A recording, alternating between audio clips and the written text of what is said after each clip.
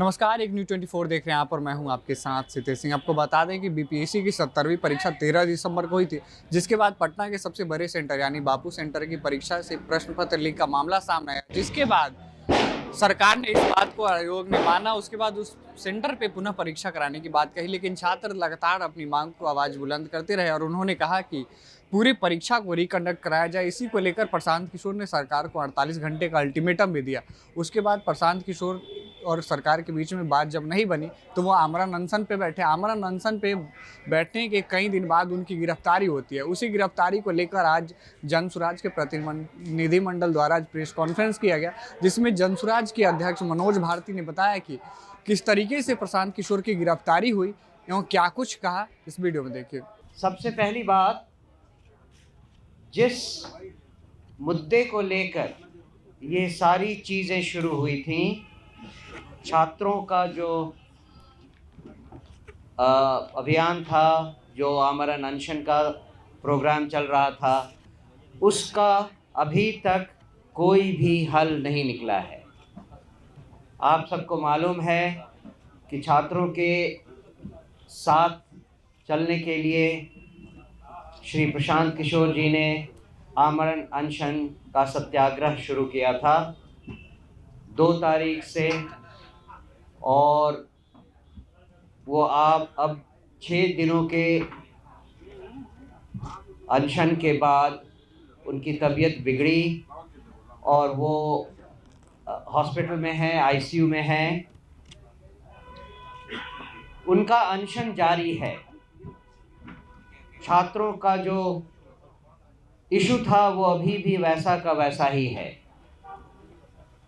प्रशांत जी अपना अनशन जारी रखेंगे, चाहे वो हॉस्पिटल में हो या हॉस्पिटल से बाहर आ जाएं, जब तक छात्रों के इस मुद्दे का समाधान नहीं निकल जाता।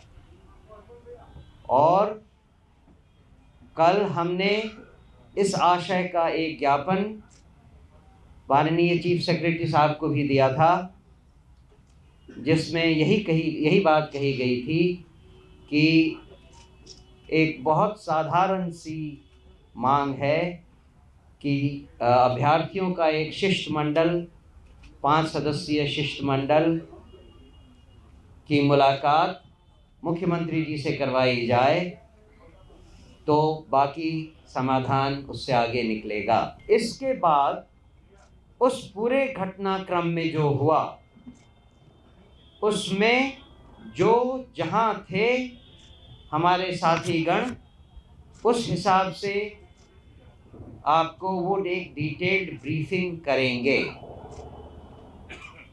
शुरू में धरना स्थल के समय की जगह पर श्री किशोर कुमार मुन्ना जी उनके साथ थे। मैं उनसे रिक्वेस्ट करूंगा कि वो वहाँ की बातें आपसे कहें। उसके बाद एम्स में जो घटना घटी, उसके साक्षी हमारे मित्र आनंद मिश्रा जी थे, वो उसके बारे में बताएंगे। उसके बाद जो कुछ कोर्ट में हुआ, उसके लिए बातचीत करने के लिए हमारे पास एक जाने माने एडवोकेट कुमार अमित हैं, वो आपको उसके बारे में बताएंगे। और फिर आपके जो भी प्रश्न होंगे उनके हम यथासंभव यथाशक्ति आपको उसका उत्तर देंगे। गांधी मूर्ति के जगह पे रेड किया था, कहना तो यही होगा। उसमें जो सीजर लिस्ट होना चाहिए, जो पुलिस को इशू करना चाहिए इमीडिएटली, वहाँ क्या था, कुछ गद्दे थे, कुछ कंबल थे, जो भी था, साउंड सिस्टम था, उन सब की लिस्ट पुलिस को इमीडिएटली बनाकर देना चाहिए था। आज 7 दिन हो गए, हमारे बार बार कहने के बावजूद वो सीजर लिस्ट पुलिस ने और प्रशासन ने अभी तक नहीं दिया है। अब उसमें वो क्या ऐड करेंगे, लिखेंगे गांजा था या अस्त्र शस्त्र थे, ये हमें लगता है कि कुछ जानबूझकर ऐसा षड्यंत्र रचने के लिए पुलिस और प्रशासन मिलकर सीजर लिस्ट अभी तक जारी नहीं किया गया है। छात्र कह रहे हैं कि इस परीक्षा में भी बहुत बड़े पैमाने पर धांधली हुई है। उसका एक सबूत तो सरकार ने मान ही लिया है। अगर सरकार ने एक सबूत मान लिया है तो वो इस बात को मानने से क्यों इनकार कर रही है कि इतने सारे बच्चों का भविष्य वो अंधकार में डाल रही है और केवल एक सेक्शन का री एग्ज़ाम ले रही है।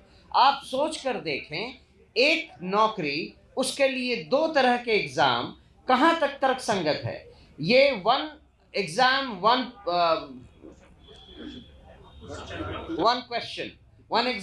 क्वेश्चन वन सिलेक्शन इस नेचुरल जस्टिस के कंप्लीटली खिलाफ है। तो बात बहुत सिंपल है, अगर सरकार चाहती है कि वो पारदर्शी रहे तो वो एक सेंटर में भी एग्ज़ाम करने के बजाय पूरे एग्ज़ाम को कैंसिल करती। और ये भी कि वो सेंटर कोई छोटा मोटा 100-200 लोगों का नहीं था। वो गांधी सभागार में 12,000 या 12,000 लोगों का एग्ज़ाम हो रहा था। तो सरकार को क्या प्रॉब्लम है ये बात मानने में कि सारे एविडेंस हैं, वो चाहें तो वो खुद निकाल सकते हैं बहुत सारे सेंटर्स में, लेकिन वो मानने को तैयार नहीं है।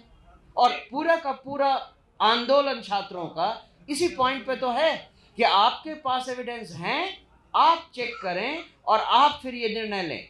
आप अगर एविडेंस को चेक करके बता दें हमें कि नहीं ऐसा कुछ नहीं हुआ है तो हम मान लेंगे। तो आपने देखा कि किस तरीके से जनसुराज के अध्यक्ष मनोज भारती ने सरकार के साथ साथ कई गंभीर आरोप लगाए। उन्होंने खुलेआम कहा कि जिस तरीके से बीपीएससी के पेपर में धांधली हुआ है और ये चीज़ें निकल कर आई हैं, सरकार इसको मानने को तैयार नहीं है। उन्होंने साफ तौर पे कहा कि जो सीटें हैं वो कहीं ना कहीं बिक गई हैं और सरकार इस बात को मानने के लिए तैयार नहीं है। लेकिन अगर सरकार बात नहीं मानती है तो प्रशांत किशोर का जो आमरण अनशन है वो जारी रहेगा, चाहे हॉस्पिटल में हो या फिर बाहर हो। ऐसे ही तमाम खबरों को देखने के लिए देखते रहें न्यूज़ 24।